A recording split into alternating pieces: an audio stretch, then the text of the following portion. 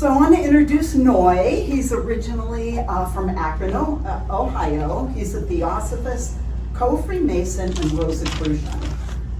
With a background in Buddhism and Christian and Islamic mysticism. He writes and speaks on topics such as Theosophy, Freemasonry, comparative religion, spirituality, and esotericism. As a member of the International Order of Freemasonry for men and women, Les Detroits Humains, Noy is a past master of Sephiral Lodge number 555 in Detroit, Michigan, currently serving as the head of the Great Lakes Scottish Rite Lodge of Perfection, and served a 2-year term in 2021 as the American Federation president. Noy is also a national speaker and member of the National Board of Directors of the Theosophical Society in America, and is currently serving as vice president of the Theosophical Society in Greater Cleveland, the Besson Lodge here. Here's Noy.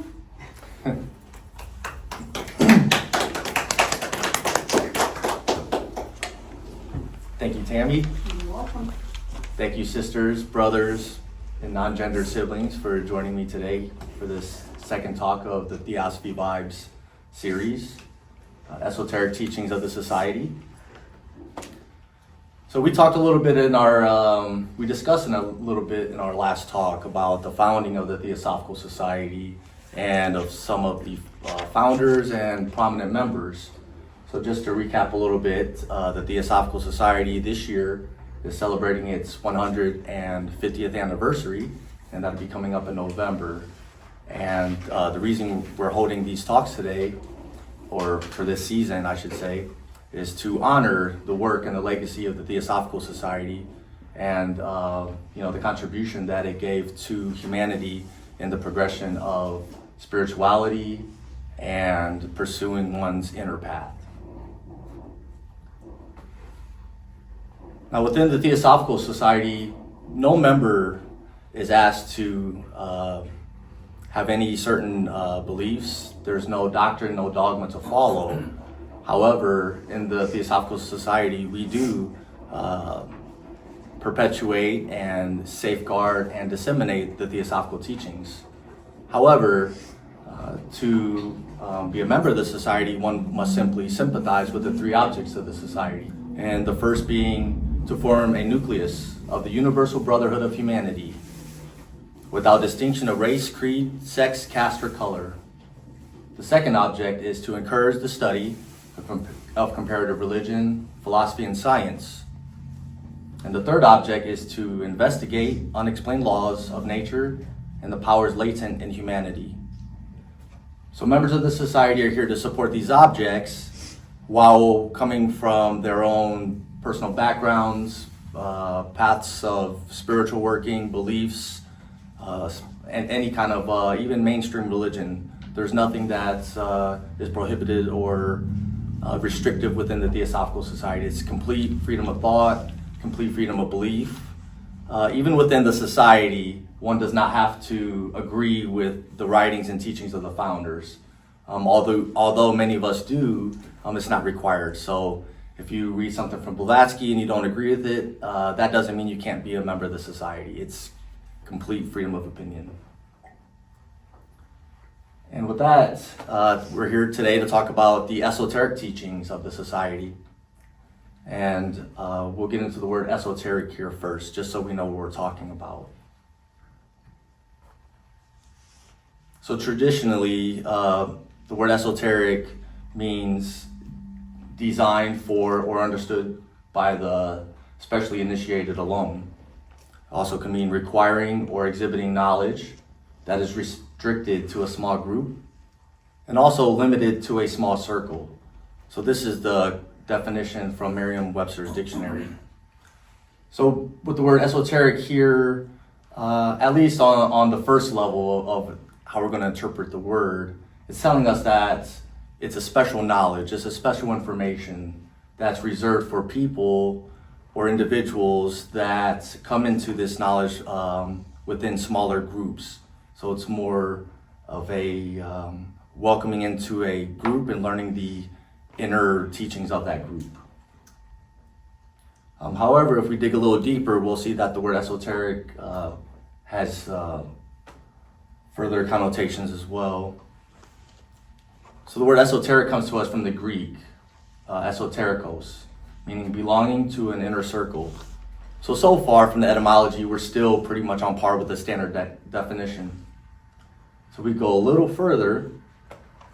Now the root for that would be esotero, more within. There's no other words tied to this. It's just more within.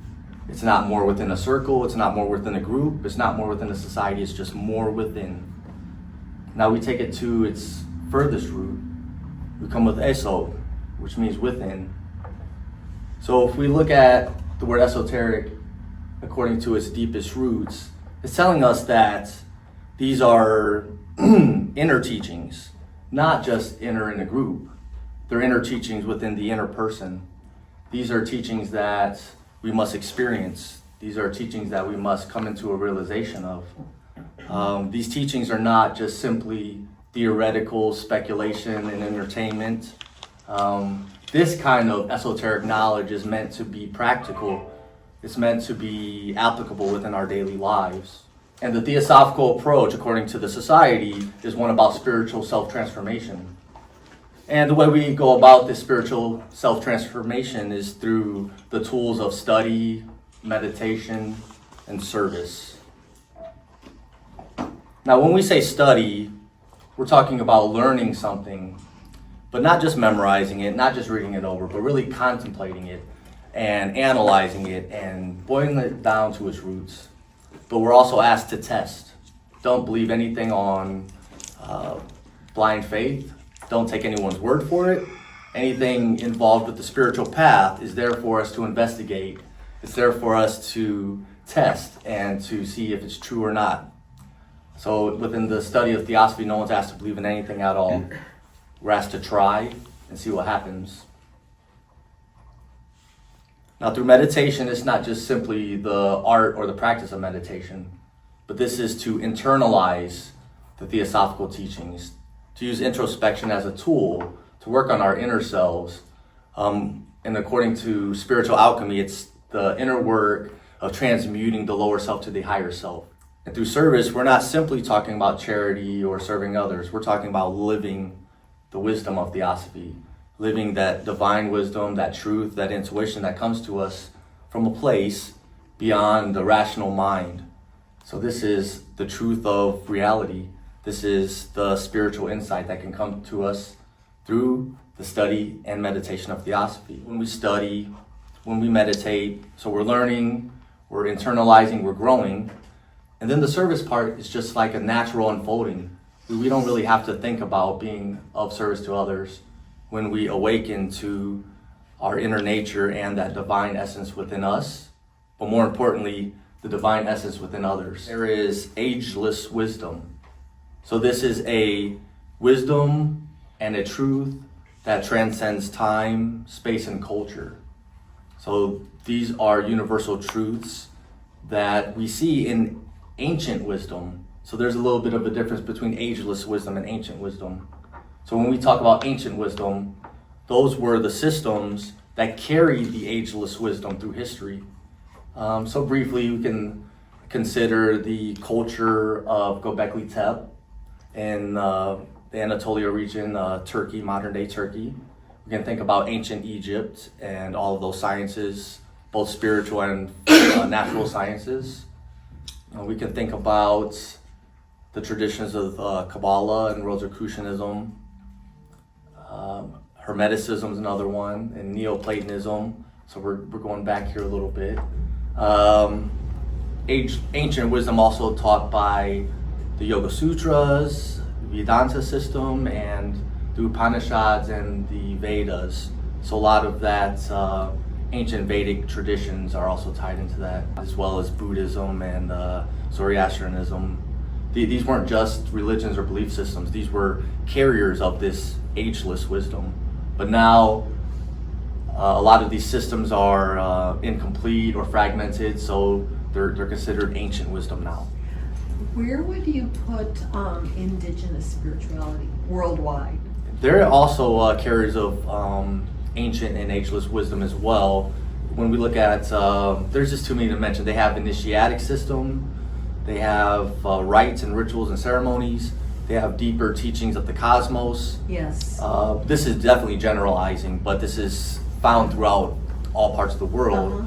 However, a lot of those systems are very, very using the common word of esoteric. They're very esoteric. You have to be a part of that culture, a part of that system to gain that insight and that knowledge. But I would say in general, generalizing, indigenous spirituality also falls within the realm of natural theosophical wisdom and ancient and ageless wisdom as well. Yeah, thank you for mentioning that. I didn't mean to leave them out. In the secret doctrine, I think, I'm not really sure, but didn't Blavatsky say that she thought in the current age of man that it started in like Tibet, and then the populations, she calls them this root race, this particular root race went through the Middle East, and then all the others went out and took. I don't know if that. Mm-hmm.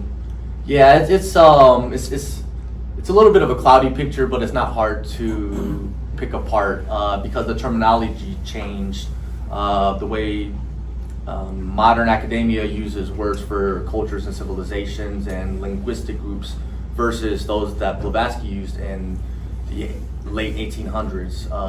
So we're talking about the same groups of people, and once again, I'm going to generalize here. So the current epoch of humanity that we are in is the Aryan civilization. And within the secret doctrine, Blavatsky says that this includes the lightest of light to the darkest of dark complexions. So this is nothing to do with the ideas of traditional race or skin color. This civilization, this movement, this epoch of humanity is said to have really crystallized and arose in northern India. So this could be tied to the traditional Indo-Aryan people. This could be tied to the linguistic group known as the Proto-Indo-Europeans. I like that connection for me personally more than all other connections, because with Proto-Indo-European, the majority of our world languages derive from that. And language touches culture, and culture touches spirituality. So all these connections are really rooted in that culture, that civilization, that movement, that linguistic group of Proto-Indo-Europeans / Aryans in the northern India region. And from there, that collective consciousness of humanity spread throughout the world. So that's what we're talking about. We're not talking about a genetic takeover. We're not talking about a ethnic group of people spreading. This is the consciousness of humanity being shared and spread. Thank you. So if you have ancient and ageless wisdom, you should have some kind of teachers, right? Well, theoretically. So that brings us to the Masters of Wisdom, also known as the Mahatmas. So the word Mahatma, once again, the Sanskrit word, Maha, greater, Atma, spirit. So this can be looked at as the greater soul, a greater spirit as an individual. So that's what we're talking about with a Mahatma. It's a great person. And within Theosophical teachings, the Masters of Wisdom, all throughout the world, are guardians, safekeepers, and teachers of the ageless wisdom. They're found throughout all corners of the world. There are male, female Masters of Wisdom. And just to distinguish, the Masters of Wisdom are completely human, mortal people. They live, they were born, and they will die. However, through their spiritual practices of inner cultivation and their knowledge and work with occult sciences, they're able to extend life to some extent. And the kind of life extension we're talking about is 100 years, few hundred years. That's a lot to us, but it's nothing in the realm of fantasy of 1,000, 2,000 years. These are not the teachings of Theosophy. So these are just highly evolved spiritually people who develop themselves away from society. They tend to have a very monastic, hermetic kind of life, a life of a hermit, I should say, because within normal society where we live, there's a lot of thought forms and energetic chaos tied up with our day-to-day struggles and our egos and our shortcomings of violence, whether the violence physical, whether it's emotional. So the Masters of Wisdom tend to stay on the fringes of society, and they prefer to be in isolation. So these two masters here, Master M, Master Moria, this is said to be one of the direct masters of Madame Helena Petrovna Blavatsky, the founder of the Theosophical Society. And Master Cage, Master Katumi, he's another master associated with the founding of the society. So these are the primary two figures known to be working with the Theosophical Society in its formation and guiding its mission and purpose in the world. These are portraits that were commissioned based on eyewitness descriptions from those who work with the masters. So these are not commissioned portraits where the masters are sitting for a portrait. These are the best portraits that we could come up with based on artistic descriptions. So more than anything, we could say these are symbolic portraits of the Masters of Wisdom. That whole idea of running off and being a hermit to explore the inner self is very appealing, especially this week.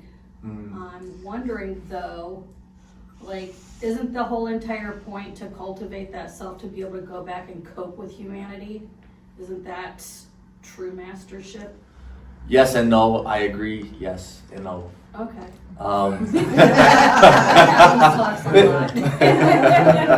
No, a lot of spiritual things are these funny contradictions, I would say for us, being normal people, I am an extremely normal person. So for us normal people, Okay. it is good to go within, to find the divine truth and the silence within, to tap into intuition and spirituality and connection to that which is beyond the ego.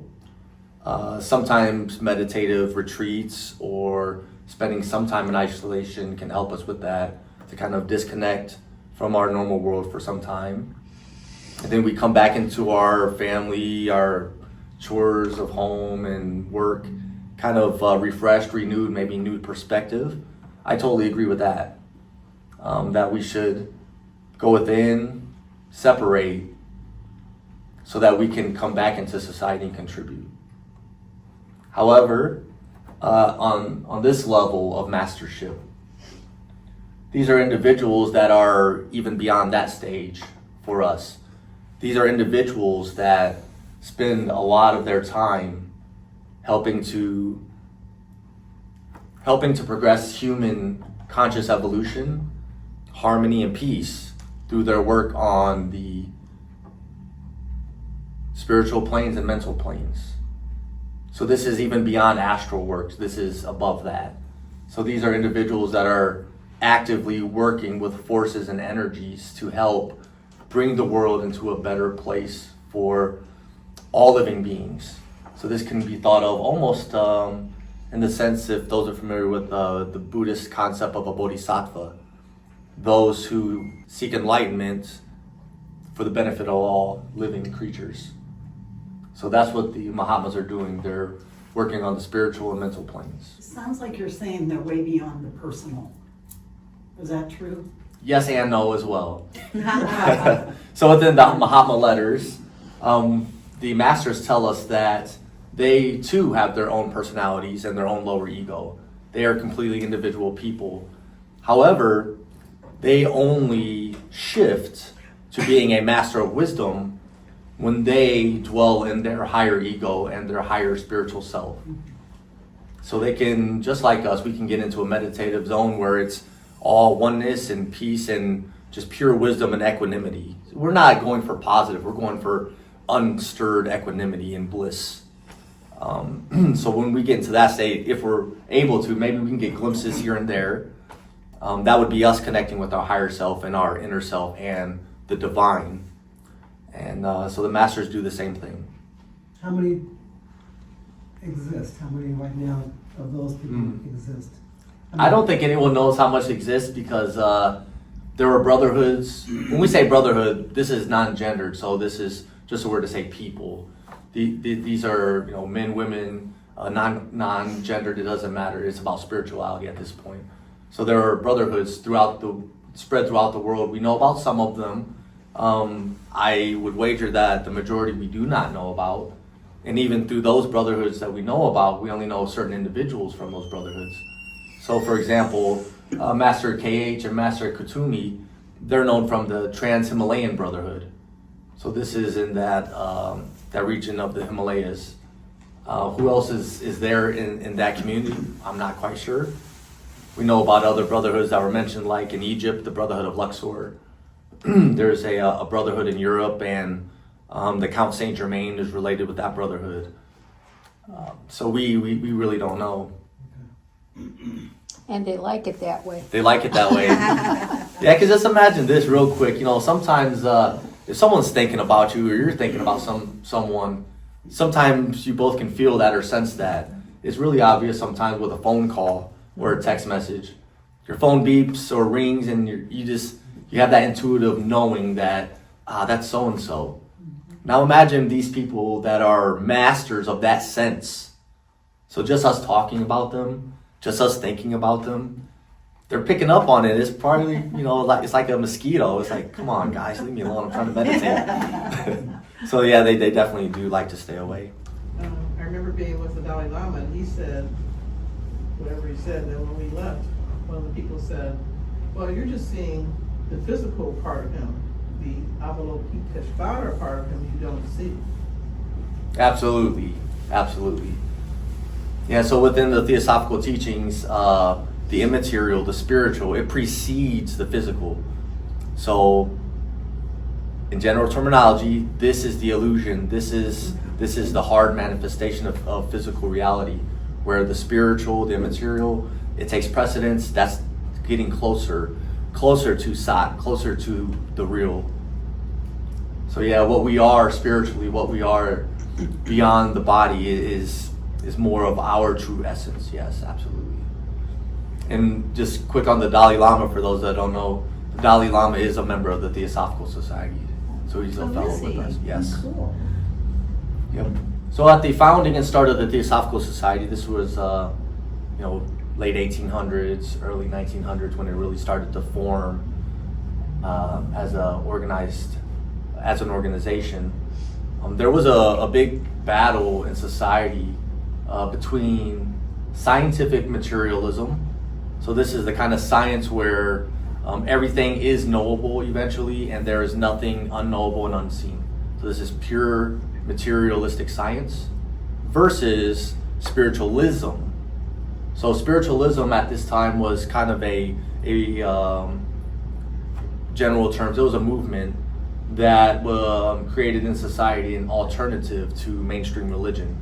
So in spiritualism, a lot of things are associated with it, such as seances, apparitions, and what Madame Blavatsky and the Theosophical Society came to do is to really marry and bridge the gap between science and spirituality. So she was there to kind of, shake up the scientists a little bit and say, hey, there's more than this physical reality. But she was also there to shake up the spiritualists to say, hey, you guys are practicing charlatanism, and some of the conclusions you're drawing are incorrect, and you're just here to make money and fool people, and this is not right. You're using the unseen forces of nature for your benefit. This is not right. So Blavatsky came to create that center middle ground of there is a spiritual side to reality, and we can investigate it and know it better through science. So it's the marriage of the two. And at the founding of the Theosophical Society, that was really revolutionary and trailblazing. We take it for granted today, but we're able to take it for granted today because of the work of Blavatsky and the founders. Question two. With the back to the spiritualists, the spiritualism, didn't some of them truly think that they were tapping deceased, and so they were in earnest? But Okay, yeah. Blavatsky brought some clarity. Because I think that's important. I think that still may happen today, just misunderstanding. Okay, that's a great point. I would say yes. I would say yes.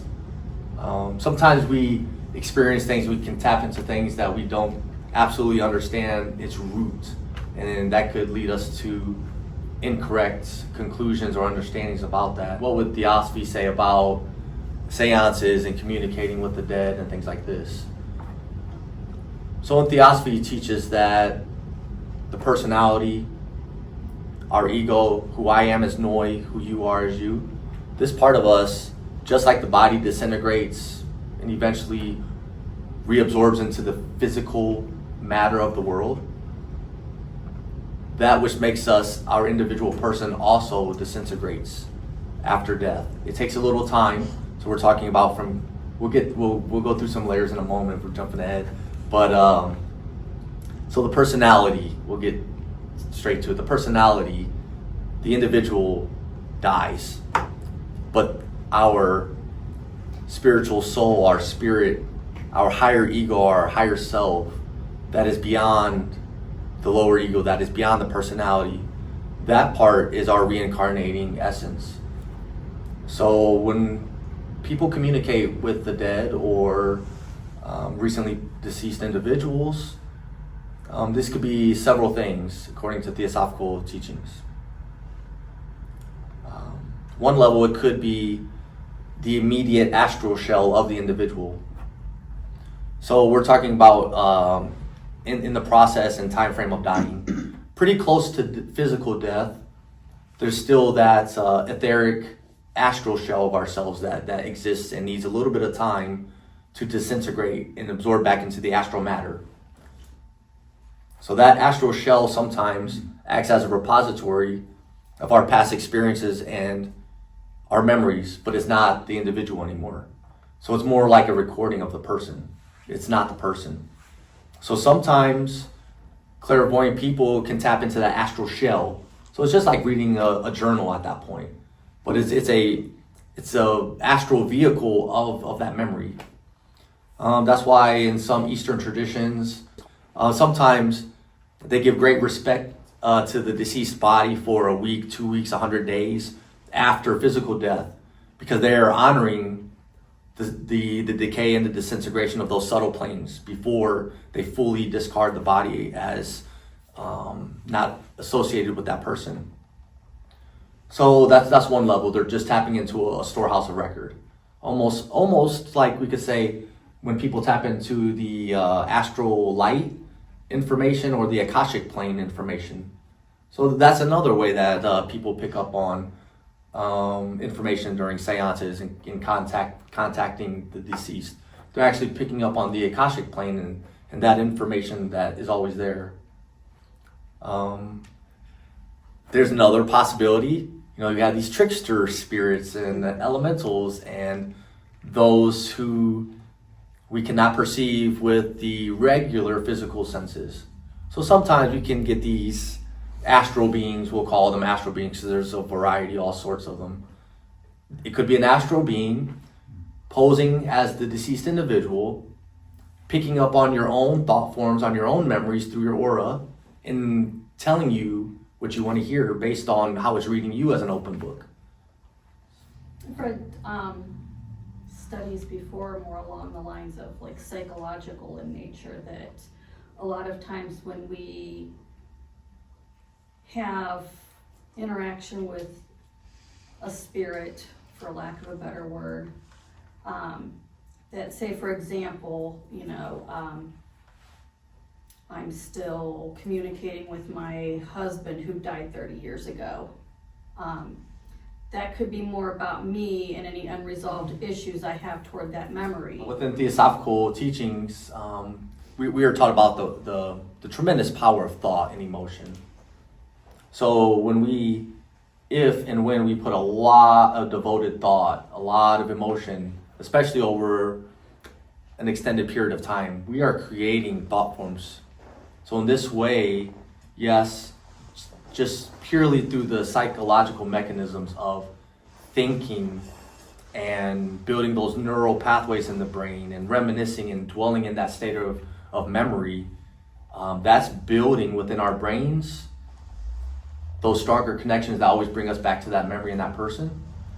But by doing that physical activity, now we're building the mental energy, which is creating this thought form of a false thought form of our former loved one. It's our own creation at that point.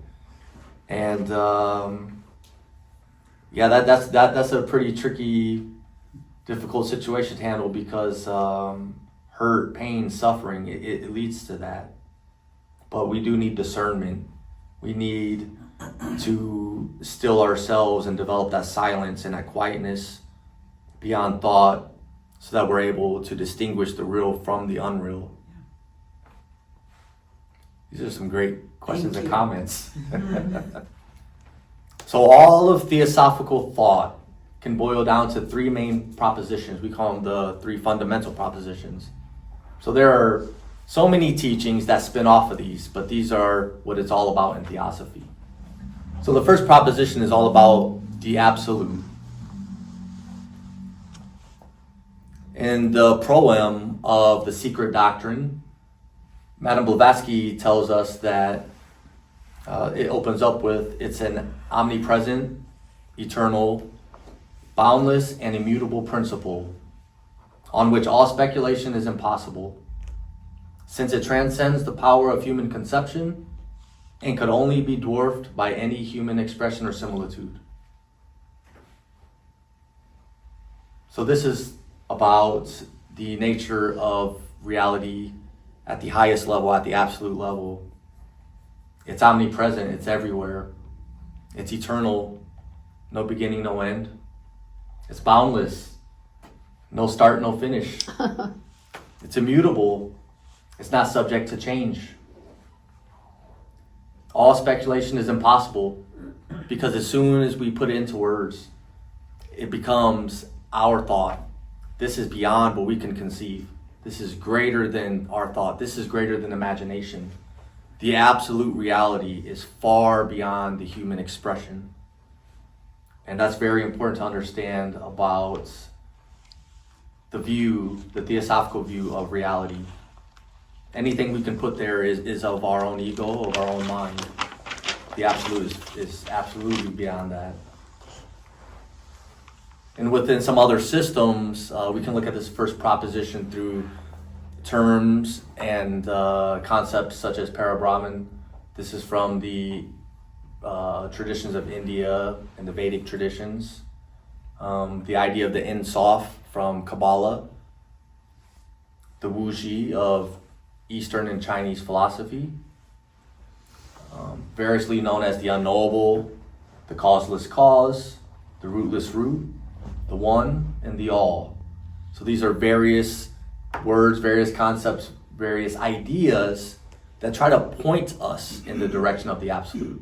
Because we can only be pointed there, we can't grasp it with the mind. So the second proposition is all about cycles. Also, we call that periodicity. The cycles is an easier word. So within the proem, Blavatsky tells us the eternity of the universe in toto as a boundless plane, periodically the playground of numberless universes, incessantly manifesting and disappearing, called the manifesting stars and the sparks of eternity. So this is telling us that as the absolute manifests and unfolds here in the now in our physical reality, there's only change, there's only cycles. Here nothing is, here on this level nothing is eternal. The eternal is beyond that. So the one constant in our manifested nature is the nature of change. In Theosophical cosmology, we're told that the universe comes into being, unfolds as it does through spiritual evolution and physical evolution and cause and effect. And then at the end of that activity, it unfolds upon itself and goes into a state of inactivity for some time. When the right moment comes, it manifests a new existence and a new period of activity once again. So there's this constant activity, inactivity, activity, inactivity. So this is comparable to the cycles of night and day, the cycles of birth and death, the cycles of sleep and waking. That's a stupid question. No such thing. No such thing as stupid questions. Yes. What does total mean? Total. All of it. It's one of those Okay. old school 1875 words that we don't Okay. use. Okay. So it's not the dog in the... No, it's not. It's not the dog from Wizard of Oz. I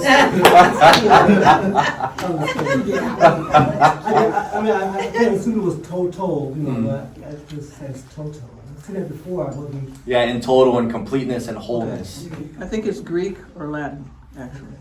Thanks. Greek or Latin. Yeah, so we're talking about the entirety of the universe, known and unknown. It's a boundless plane. All right, the third proposition is one about oneness. So once again, Blavatsky tells us in the proem, the fundamental identity of all souls with the universal oversoul, the latter being itself an aspect of the unknown root and the obligatory pilgrimage for every soul, a spark of the former through the cycle of incarnation or necessity, in accordance with cyclical and karmic law during the whole term.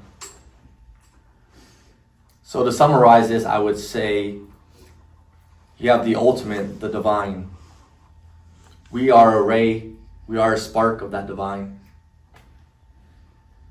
Just as we came from it, we will return from it. We will return to it. But it's more than a coming from and a return. We're never disconnected from that. And through that inner divine spark, that is our state of consciousness that allows us to ride the cycles of incarnations, that allows us to experience new lives unfolding through time. So looking at the first proposition, we can see that it's teaching us about the ultimate reality. The second proposition teaches us about universal laws. And the third proposition teaches us about unity. So this is what it all boils down to. All of the esoteric teachings and all of the spiritual truths in Theosophy, it boils down to these three. Yeah, Rich, you just waving? No, I'm done. I'm just waiting. Oh, I thought you had a question. No, I have no questions. I know everything.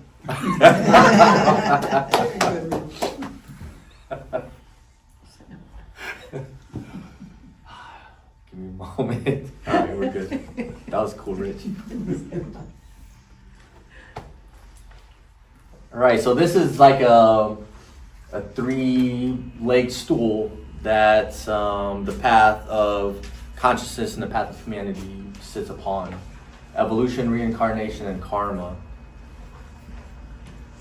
So within the Theosophical teachings, we are told that the manifested physical world changes, improves, goes through the various Darwinian type of evolution, but it's not Darwinianism. It's not just that. So we're just saying that through adaptation, through evolution, through change, physical unfoldment occurs. But we're also talking about a spiritual evolution as well. So we come from the source. We come from the divine. We come from the highest. Then through cycles, we come down through more material planes until we're here right now in the fully physical plane. And consciousness will swing back up towards the spiritual. So this is that pilgrimage, that spiritual pilgrimage we're talking about. And at this point in time, humanity is right here at the center, at the precipice of coming into full realization of the physical, and now we're going to take that full physical and integrate it spiritually.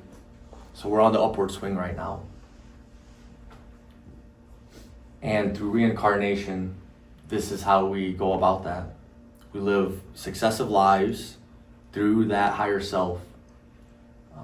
Like I said before, it's not it's not Noy, it's definitely not the personality who incarnates to the next life and the next life. It's the higher self beyond who I am as a person. And with the law of karma, just to distinguish and to say what karma truly is in theosophical teachings, karma is cause and effect. Pure and simple, it's cause and effect. There's not a reward system. There's not a punishment system. We're not saving good karma for our next life. We're not avoiding bad karma because it's going to get us in our next life. No, it's none of that. It's cause and effect. It's the true, tangible law of cause and effect. We see it occur everywhere. You put something into motion, it affects everything beyond that. So with this karma, it's a very important teaching, though. It's how we learn. It's how we learn. With karma, combined with spiritual unfoldment, spiritual self-transformation, we start to learn that the good we do for others and the good we do for the rest of the world, it's not just what we're doing for others, it's what we're doing for ourselves, it's what we're doing for the divine. So every good thing we do, we're doing it to that self and that divine. Every bad thing we're doing it to the self and to the divine. Yes. So you mentioned that we're on an upward cycle. So that's suggesting a group consciousness that's evolving up. But is there something the individual in their individual expression of divinity that could stop, block, or is all going up? Mm-hmm.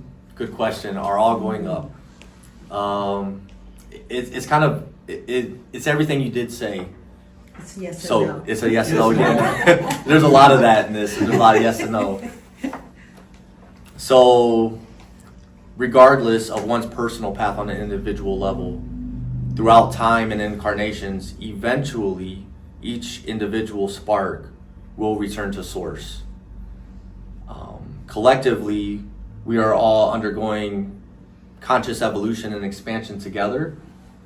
However, just like in school, just like in sports, there are some that are ahead of the class, there are some that are way behind, even though we're all together in one group. So the way ahead of us would be the masters of wisdom. The way behind us would probably be those who are actively working knowingly for violence and separation and apathy and all of the things that we consider with the destruction of life and the lack of respect of life. But even there, the most heinous, most wicked individuals as a personality, their soul, through their further incarnations, will eventually make their way towards source. Those in the spiritual path, sometimes change is instantaneous. Awakening could be instantaneous. Sometimes it might take us lots of lifetimes just to recognize or acknowledge one simple truth. So realistically, I can't say who, what, when, where everyone will continue the upward path of conscious evolution, but we all are doing it together, just collectively, but also at our individual rates and paces. Did that help at all? Sure, but some people say that there is the role of those who are ahead in school to cut a pathway for those who are behind in school. Mm-hmm. You see what I'm saying? Yeah, absolutely. Those ahead are trailblazing paths, and That's what the Mahatmas and Masters of Wisdom are doing on the spiritual and mental planes, and hopefully that's what Theosophists and those working in various spiritual traditions throughout humanity, hopefully that's what everyone on that path is doing together. And whether if we're just students of spirituality, whether if we're pastors, whether if we're monks, whatever path it is, hopefully we're all using that to guide humanity towards the greater good. And all those, and all those traditions have that thing of service, which comes up over and over again in the Theosophical teachings. Service is Any mentioned. way you can perform any services that will help people find their path, accelerate their path, whatever. Mhm. It's just a part of it. Absolutely. Service is vital. We'll go here and then here. No, I was just gonna say that too, and you take it from the macrocosm of the master, and you bring it down to the microcosm of the person, and that person becomes a macrocosm and builds a community for others to come and learn and grow and progress. Absolutely. And I would also say that even us as regular individuals, we should be doing the same work with our families and friends and neighborhoods and communities. Just as simple as being friendly to someone, sharing a smile, any kind of service or charity that we can provide, just listening to someone vent without judging them, just anything that makes people feel a little bit better about this, life is wonderful, so I don't want to say anything bad about it, but you know how it is. It's not easy. It's not easy. Days. Yeah, we have rough days. So whatever we can do to lift that in others, that's an important part of our work. Yes. Does Theosophy teach that there are unembodied spirits, unembodied, and if they are unembodied, do they also still evolve to get to the source as unembodied? Are there Entities. unembodied entities, and are they evolving? Yeah. Yes. We're gonna talk about that a little bit in the December one, but I'll touch on it now. Absolutely. So here we are on the level of human consciousness, and we're getting more spiritual with the progression of more generations being incarnated. I'm seeing it on a personal level. There are more young children being born that seem to be very intuitive and aware of nature and compassionate, way more than I remember with my own peers. I'm seeing younger kids almost demonstrating clairvoyant and extrasensory perceptions. So these are the kind of things that we can expect for the future evolution of humanity kind of occurring now. But other disembodied beings, yes. Everything in the universe is conscious and alive according to Theosophy. We look at consciousness taking on the form of different vehicles. All vehicles have consciousness. So we can look at the consciousness of Earth. Earth is not just a rock that's floating through space. Earth has its own thought forms and its own existence and its own being according to its faculties and its ability to be aware. We can't say that it thinks like us. That's not how it works. According to how it's able to. The sun as well has its consciousness, and its radiating light affects Earth. So that's almost like through the power of photons, the sun is constantly bathing the Earth in its own information field and affecting us all through history. We see it through genetic mutations, through giving us warmth and light, all the above. That's its service. That's its service. The soul, the consciousness of humanity, eventually will go up to more of an angelic kingdom. And when we're saying angelic kingdom, we're not talking about the modern Western view of everyone turns into an angel. It's not like that at all. We're not going to die and then Noy's going to have wings. That's not what we're talking about. Not at all.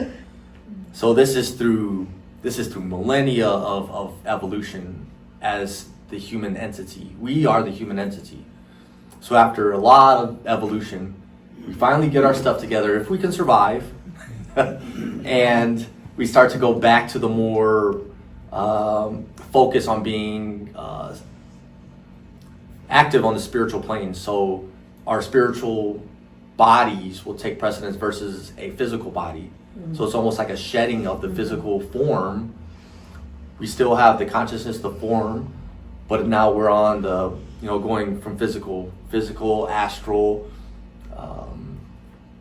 mental, emotional, spiritual. Yeah. So we start to have a stronger association with those vehicles.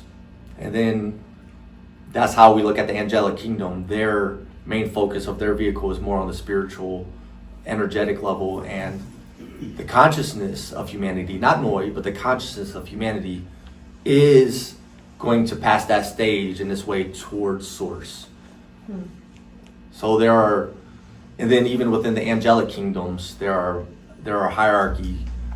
These angelic kingdoms are more of universal conscious forces of nature that unfold reality for the absolute. The forces are conscious streams from radiating from the Atma, the highest, the source. Is that they are carrying out the divine plan then? Carrying out the divine plan, yes. Okay. Yes, those forces are carrying out the divine plan. So you have the absolute, you have the divine. It's too grand to be able to directly work. It has to step down a little bit, micromanage things a little bit. So you get these, we're totally generalizing and condensing. So now you have this step down in consciousness to be able to manifest, to be able to work within an illusion of being different. Because there's only oneness, there's only unity. If everything's oneness and everything's unity, how can we have contrast and distinction and change?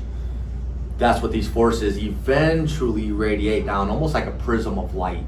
We start with this centralized, absolute, eternal unity, and it just graduates out to manifest all of this different change, different unfolding on the spiritual level, on the astral plane, on the physical plane, on the plant kingdom, the mineral kingdom, the human kingdom.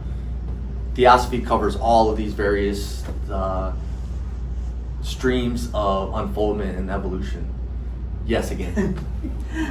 I think that's an important thing to note, though, because if there is a happening, a divine happening, then our real choice is to learn to recognize that and allow it, rather than to have our own small,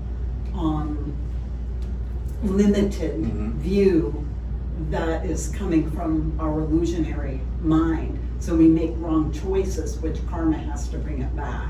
Because I know there's a question of free will. Yeah. And the free will would be really to be behind life and allow it, the divine life, to happen. Because it's going to happen anyway. Yeah. Because it's the one and only happening.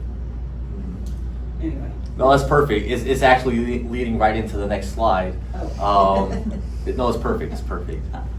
So within Theosophy, we're not. These are general terms. These don't stick to the definitions. There's not a higher self and a lower self. Now, Noy is two selves. Yeah. It's all a oneness. There's not even a Noy separate from you. You guys are perceiving me according to your inner world. This is the way it works. So higher self, lower self, no, it is what it is. We're just calling it two different things so that our rational mind can try to understand it. Because these concepts are beyond, everything I said so far is beyond words. But we're trying to put it all into words. So if you guys see you're hung up on a word or definition, understand that what Theosophy is doing is trying to be the finger that points to the moon. It's not telling you what the moon is. It's not telling you what the moon is not. It's pointing towards it, and then you must see it.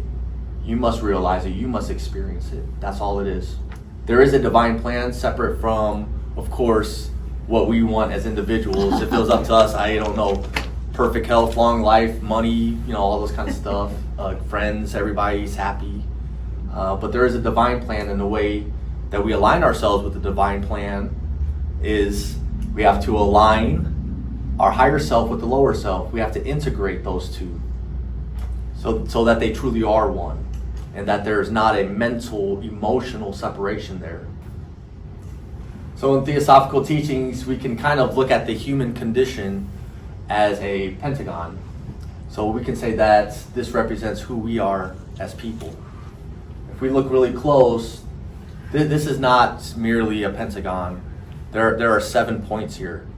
We have a triangle with 3 points, and we have a square with 4 points. So these points are what we're going to be looking at to describe who we are, how we experience the world, and getting right back to Tammy's comment, how we align ourselves with the divine plan. And we're going to go through this pretty briefly. There's another talk, I believe it's November, that's going to cover this in more depth, in more detail. So with the bottom square, we can think of that as our earthly nature. There will be 4 aspects in our earthly nature. And then with the triangle, there are 3 aspects with our spiritual nature. So the square represents who we are as people. It's the I am Noy, it's the personality, it's the ego, it's the collection of all of my likes, my dislikes, things I'm proud of, things I'm ashamed of, things that make me happy, things that cause me suffering. This is us. This is that part. The physical personality, the personality and the lower ego. So this is more of a vehicle versus a principle, but it's still considered in the list of principles. So we're going backwards here, dense to immaterial. So the easiest for us to understand, because we can see it, is our physical body. So that's the vehicle of all of our other principles. Now this physical body is not only the flesh, blood, organs, bones that we see. The physical body also alludes to the etheric body as well. So this is an energetic body, an energetic framework, an energetic lattice that atoms and matter cling to form the person. So it's almost it almost radiates like right there. It doesn't go further. This is not the aura. This is the etheric body. It goes no further than that. This is what, while we're in the womb and we're being formed and created, this energy structure, this energy frame is what blood, matter, cells that's clinging to make the person. So that's the etheric double, the etheric body. That's causes the physical body to take form. Now what vivifies us is the prana, the vital force of life. This is the life force, the energy that creates life. It's just the life energy. There's no easier way to say it than that.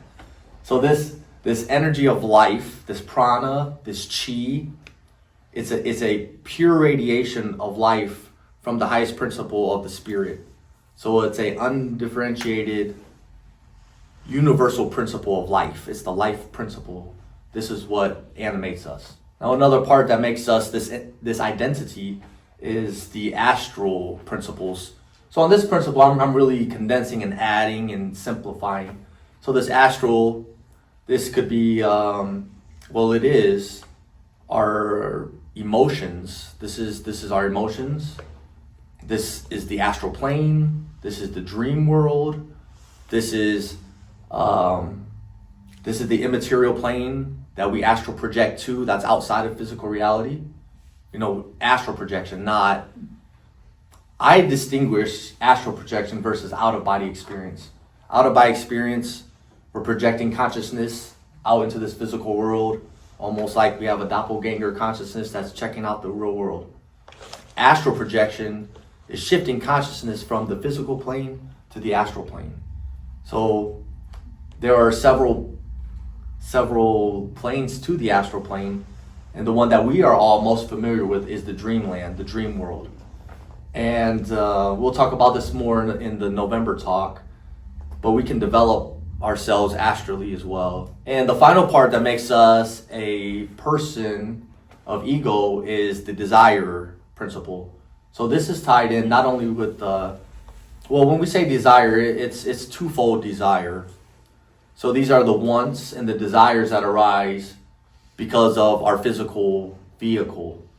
So these are the desires related to hunger, thirst, being uncomfortable, sexual desires, anything like that. But on a mental level, the desire is more of the lower nature desire. This is anything that's self-serving, anything that is comfortable and makes me proud, and anything that Noy as an individual wants. That's more of the desire of the mental desire we're talking about. This is the part of us that perishes. This will not reincarnate. Oh, wait a minute. What's its purpose? What's its purpose? The purpose of this is for us to be able to experience here on the physical plane. Why? Why? For the unfoldment of conscious evolution of that which is. So that is independent of the personality. It's just a thing that's going on. These are deep. No, literally, because everything is just going on. Yeah. It is what it is. But I It is think, what it is. Beyond time. So this isn't even past and future and present. You know, we're gifted to experience the present moment. But yeah, it's an unfoldment. It's fully integrated, interconnected, all of it, every aspect. but I think that's the whole basis of know thyself, the practice of observing in life, to be not identified with all the body and the mind and the emotions and the material world, when they say to be in it but not of it, so that we can become masters over that, because without that runs us, or we're just, the consciousness kind of dragged along. It's always aware in the background. We want to raise that awareness to be the boss, so to say. Within Theosophical teachings, we're not taught that this part of us is bad or evil or to be rejected. This is a part of us to be understood and for us to be mindful of it. And for the most part, once we cultivate mindfulness and the skill of being aware, a lot of these aspects are things that we can control by conscious will and decision. And the goal is to integrate the higher spiritual self with this physical vehicle. So I'm just saying, is it personal? Is there a person? Or is it part of things that are larger that are going on to help us, not help us, I don't know what you want to say that. Mm-hmm. My desire to be good or to evolve, or this is a school, or to me, that's still attached to desire in a large measure. But then there's a bigger wave that is. I may think I'm me being good or whatever, but it's not even relevant to that bigger wave. Well, I'll put it like that, bigger wave. You see what I'm saying? Yeah, I think, so let me throw this out there. If I understand what you're saying, it could be seen with the example of the human body. So our organs and our cells, they function according to their own level of consciousness. They do their jobs, they do what they were made to do, and on their level, through how they extend cause and effect, they can alert us to any problems if we're aware of the body. And then here we are as the personality with our own level of consciousness. And our consciousness has a direct impact on ourselves if, well, we can see through a lot of medical research where positive thoughts and less stress and being in a state of peace and comfort can be healing and therapeutic to those cells. So if we bathe our organs and body to an extent, it's not magic. if we bathe ourselves in mindfulness and thoughts of healing, it helps the body heal. So in that way, the cells could be like humanity. They're all individuals thinking they're doing their own thing, trying to do their best for the greater good. So if you look at white blood cells trying to fight off infection and viruses.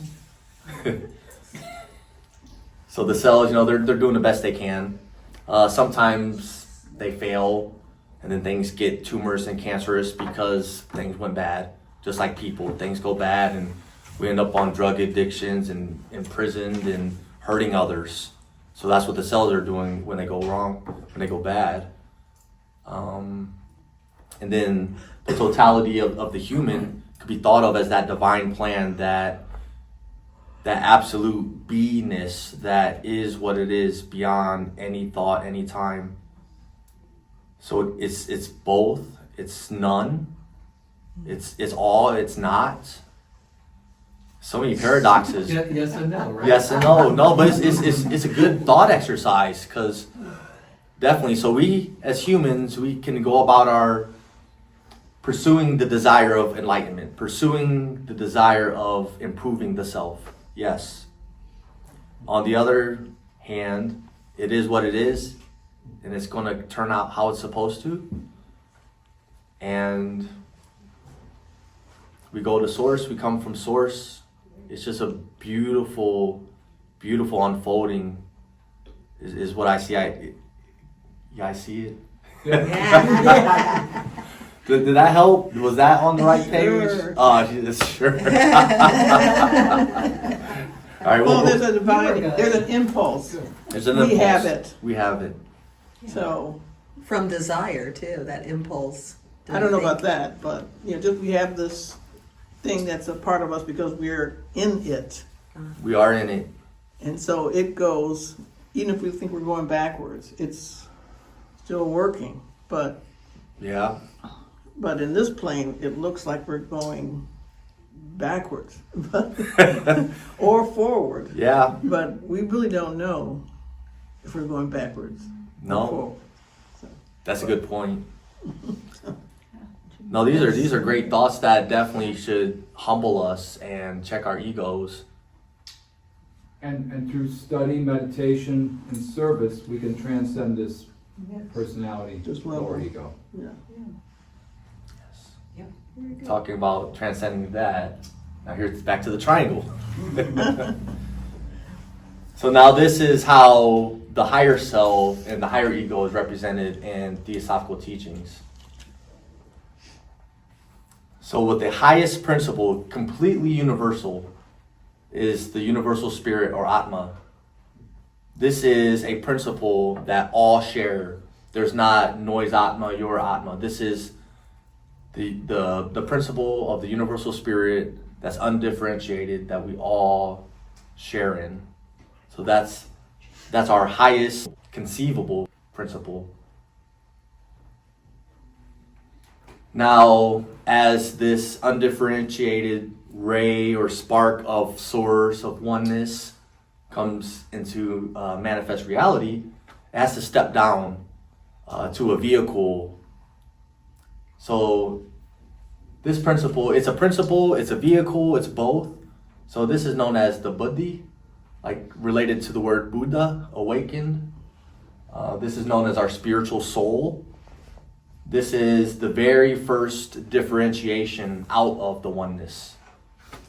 This is, the spiritual soul is the source of our true knowingness, our intuition, our experience of truth. And the final part of the triangle that makes us who we are as a higher self is the higher mind. So the higher mind, this is more associated with abstract thought and ideals. This is not individual ideas, not individual thoughts. This is more of the abstract realm. Now these three aspects are what creates our reincarnating self.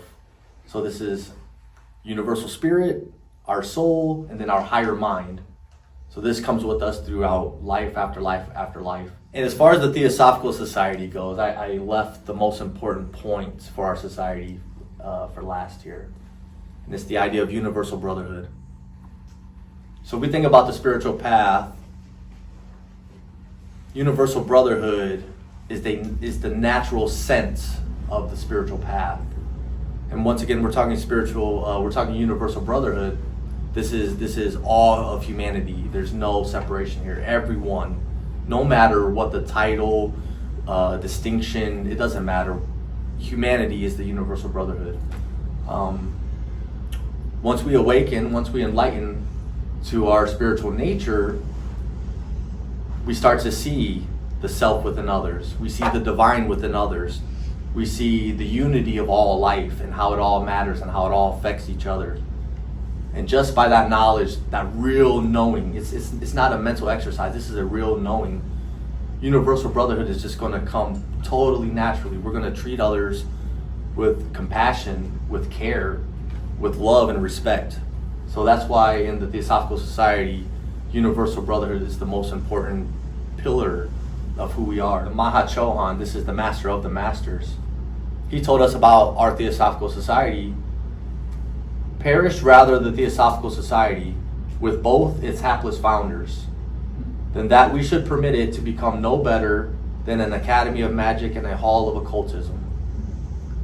It goes further to say, and it is we, talking about the masters here, we the masters, the humble disciples of these perfect lamas, who are expected to allow the Theosophical Society to drop its noblest title, that of Brotherhood of Humanity, to become a simple school of psychology. No, good brothers.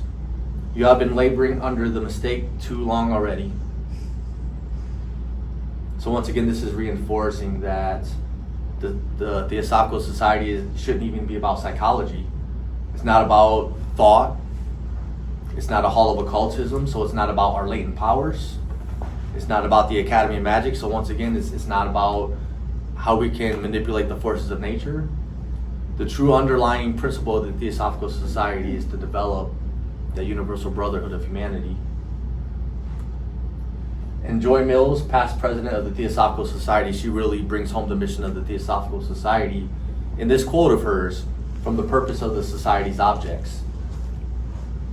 The objects point us in the direction we, and one day all of humanity, must walk.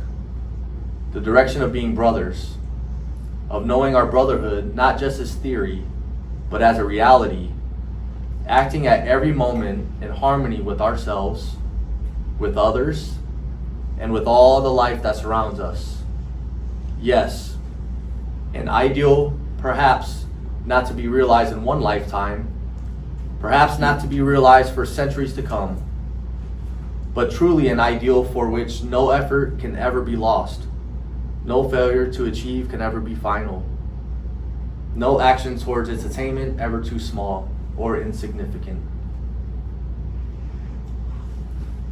So we here as Theosophists and members of the Theosophical Society are to help improve the world and lift all of humanity. That's our true purpose. And we do this through the path of spiritual self-transformation, through study, meditation, and service. And if you want any way to reach out to me in the future or any questions or comments, feel free to email noisynoynoy@gmail.com. And once again, I just want to thank everyone for attending and being here today. Thank you.